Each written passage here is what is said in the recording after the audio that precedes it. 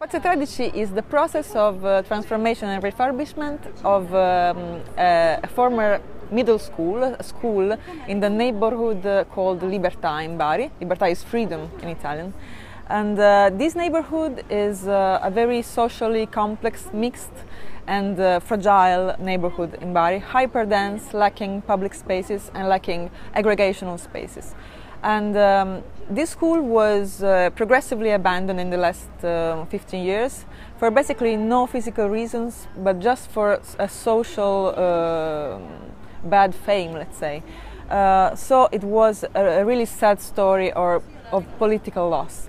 And so the municipality of Bari chose this building and this project to be refurbished, reimagined.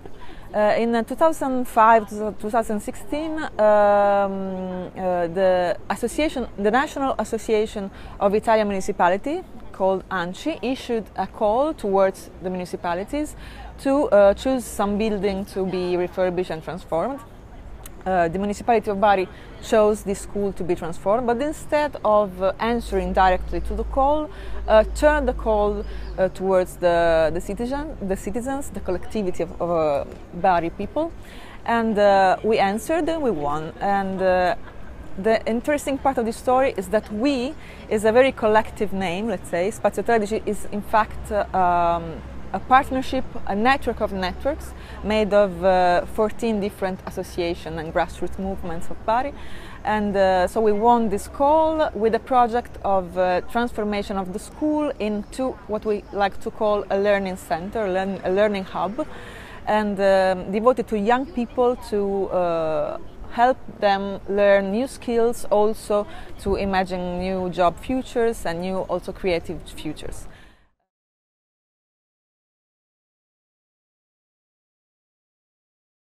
One of the most, I think, successful parts of this young story, because we've been active for 1 year and a half just, is that it has been a very inclusive process. We were a huge team, as I told, 14 associations or more than 40 or 50 people just in the beginning of the project, in the management group.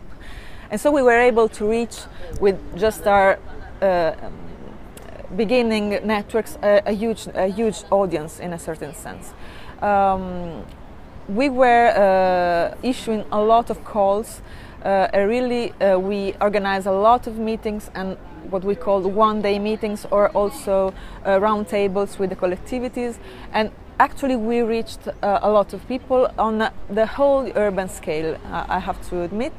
Probably what we can do better in the future is to concentrate better on the fragile parts of the society, and probably on the fragile part of our neighborhood, which, as I said, is very complex and very weak on the social point of view.